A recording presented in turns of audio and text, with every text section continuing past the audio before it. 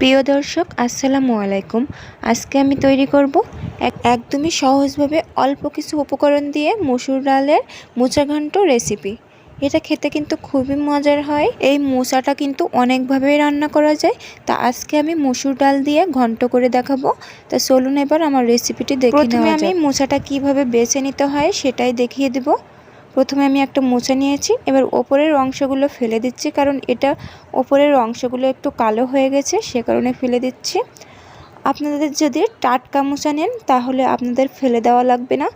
এবার যে ভিতরের ভালো অংশগুলো আছে সেইগুলো আমি এইভাবে বেছে নেব। যখন এরকম ধবধবে সাদা অংশ বের হবে তখন এটা রেখে দিব। এবার এইটা বেছে নিব। দেখুন মোচার ফুলের ভিতরে কাঠির মতো এরকম অংশ থাকে, সেটা ফেলে দিতে হবে। এরকম করে সব মোচাগুলোই আমি বেছে নিব। মোচাগুলো আমার বেছে নেওয়া হয়ে গেছে। এবার যে সাদা অংশটা আছে ওইটা থেকে আরেকটু এইগুলো ফেলে তারপরে যে জালি অংশগুলো আছে, মানে জালি যে ফুলগুলো আছে সেইগুলো বেছে নিব। এইগুলো কিন্তু আর বেছে নেওয়া লাগবে না, ওইগুলো এইভাবেই দিয়ে দিলে হবে, কুচিয়ে নিলে হয়ে যাবে। তারপরে যে ছোট অংশটা আছে ওইটা এবার আমি কুচিয়ে নিব। আর এর জন্য হাতে আমি একটু তেল মেখে নেব, নইলে কিন্তু হাতে আঠা লেগে যেতে পারে। তেলটা মেখে তারপরে এই যে ছোট অংশটা, মানে সবচাইতে জালি যে অংশটা থাকে সেইটা কুচিয়ে নিতে হবে। এইভাবে এরকম করে এই ফুলগুলিও আমি কুচিয়ে নিব। সবগুলো আমার কুচানো হয়ে গেছে।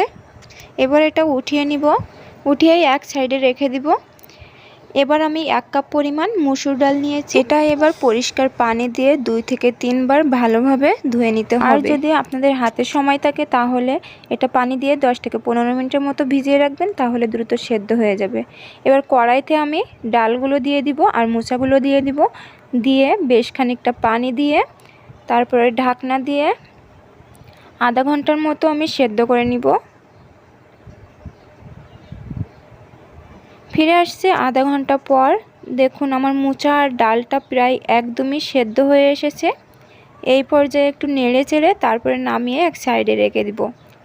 এবার কড়াইতে পরিমাণ মতো তেল দিয়ে 2 থেকে 3টার মতো পেঁয়াজ কুচি আর 8 থেকে 9টার মতো কাঁচামরিচ কুচি আর একটা রসুন কুচি আর একটু আদা কুচি দিয়ে দিব। দিয়ে নেড়ে চেড়ে ভালোভাবে ভাজা হওয়া পর্যন্ত নাড়তে থাকবো। ভাজতে ভাজতে যখন এরকম গোল্ডেন কালার চলে আসবে তখন দিয়ে দেবো 1/2 চামচ লবণ, 1/2 চামচ হলুদ গুঁড়া, 1/2 চামচ ধনিয়া গুঁড়া, 1/2 চামচ জিরা গুঁড়া দিয়ে ভালোভাবে নেড়ে চেড়ে মশলাটা কষিয়ে নিতে হবে। মশলাটা কষানো হয়ে গেলে তারপরে দিয়ে দিব সেদ্ধ করে রাখা মোচাগুলো। মোচাটা দিয়ে ভালোভাবে নেড়ে চেড়ে মশলাটার সাথে মিক্সড করে নিতে হবে। এবার এটা মিক্সড করে 10 থেকে 15 মিনিটের মতো এইভাবে নেড়ে চেড়ে ভেজে নিতে হবে। মোচাটা থেকে যতক্ষণ পানিটা শুকিয়ে না আসে ততক্ষণ আমি ভেজে নিব। শুকনা শুকনা করে একদমই ঘন্ট ঘন্ট করে এটা রান্না করতে হবে। যখন এরকম ঘন্ট মতন মানে আঠালো ভাব চলে আসবে তখন নামিয়ে নিব। দেখুন মোচাটা দেখতে কতটা সুন্দর হয়েছে আর অনেকটা লোভনীয় হয়েছে দেখতে, খেতেও কিন্তু ততটাই মজার হয়।